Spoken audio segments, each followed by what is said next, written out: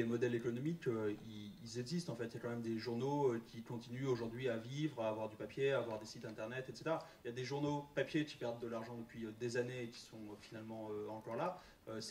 Et la question est, est-ce qu'on parle d'un modèle économique pur web, ou effectivement pour l'instant ce modèle économique 100% sur le web n'a pas forcément été complètement trouvé. Il y a effectivement des choses genre arrêt sur image ou sur Tante Nicolas avec OVNI, mais voilà, qui peut poser d'autres problèmes. Et voilà, il y a des innovations. Il y a aussi un temps d'adaptation global qui est compliqué, qui a été compliqué pour les journalistes, qui est compliqué par rapport à nos lecteurs. C'est-à-dire qu'il y a aussi beaucoup de gens aujourd'hui qui ne sont pas complètement basculés en ligne. Donc il n'y a pas forcément toujours le lectorat qui est attendu sur ces sites de pure player, etc.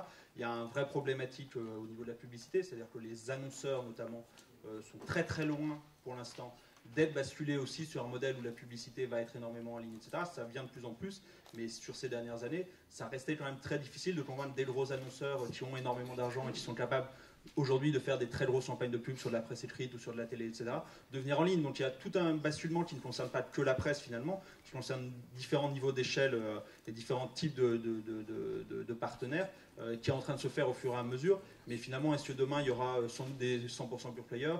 Beaucoup d'entre nous seront sur des modèles un peu hybrides finalement entre du mobile, du web, du papier, et finalement on se rend bien compte qu'aujourd'hui, que ce soit les gens comme Marianne ou Libération qui commencent à vendre des modèles comme ça d'abonnement sur plusieurs médias, ou des gens comme Rue 89 ou Batchiche ou Mediapart qui a essayé aussi, qui vont faire des expériences sur le papier avec plus ou moins de réussite. Le problème est souvent d'avoir les reins effectivement de l'investissement et pour pouvoir durer. Ce qui manque le plus souvent finalement, c'est notamment chez les pure players, c'est la mise de départ en fait. C'est des investissements qui sont lourds, ça prend du temps de s'installer, ça prend du temps de créer une marque de presse.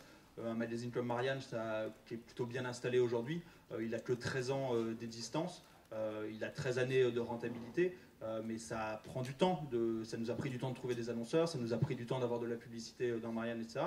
Donc ces pure players qui ont Rue 89, c'est 2007, c'est quand même très récent, quoi. Il y a aussi à un moment donné, le but du jeu, c'est utiliser le temps, utiliser les épaules pour pouvoir tenir le temps que quelque chose s'équilibre, mais le fait que ça va s'équilibrer, a priori, est assez évident.